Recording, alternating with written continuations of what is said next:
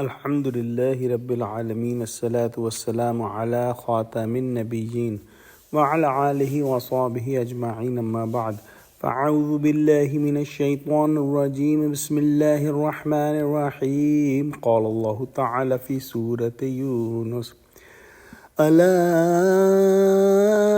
إن لله ما في السماوات والأرض ألا إن وعد الله حق ولكن أكثرهم لا يعلمون.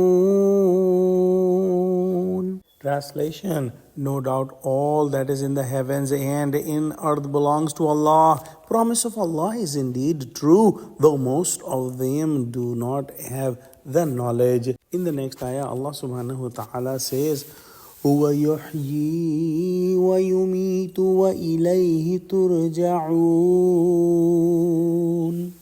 Translation: He is who gives life and causes death, and to Him you all will be returned. In the previous ayahs, we studied that the criminals were doubting that is that true that we will be resurrected in the hereafter and then we will be facing the punishment. And we studied that when in reality they will see the punishment, they will be willing to give whatever they have. And if they had all the wealth of the whole world, they will be willing to give it so that they can be saved from the punishment of hellfire. But it will not be possible. Nobody will have anything in the hereafter other than their deeds.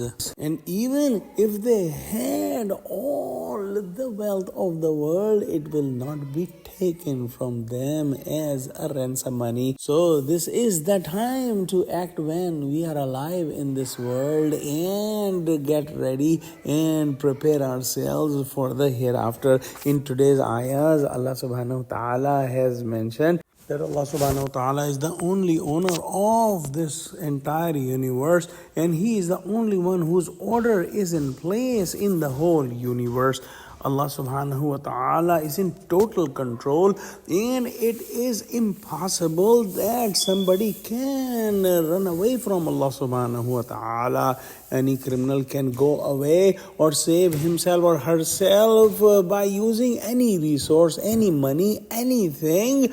It is just impossible. And these facts are not very difficult to understand if somebody is using their intellect and thinking about these things with a pure heart. But because of their crimes, because of their arrogance, and because of the waswasa of shaitan, they just don't want to understand these and they just don't want to ponder on these facts. In the second ayah recited, Allah subhanahu wa ta'ala says that He is the one who gives the lives and death, and everyone agrees.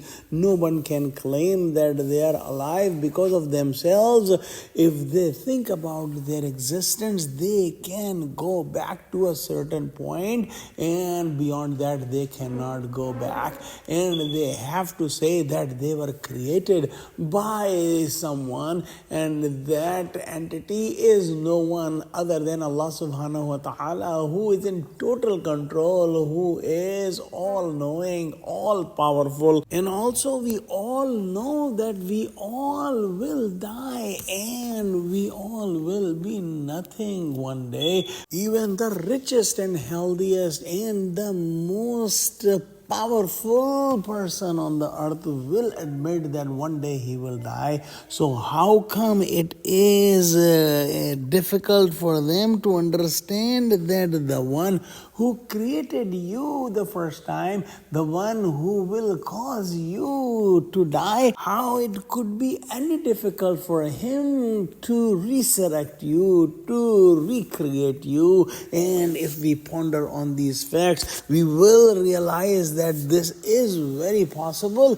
And if we ponder on that, we will realize that this has to happen. It must happen. It should happen, so that those who did did the good deeds will be rewarded, and who did the bad deeds in this world will be punished. And if this does not happen, it will prove that this whole system and universe is based on the biggest injustice, which we all know is not true. Let's pray that Allah subhanahu wa ta'ala give us true understanding of Quran. Ameen. Wa akhiru da'wana alhamdulillahi rabbil alameen. Wassalamu alaikum wa rahmatullahi wa barakatuh.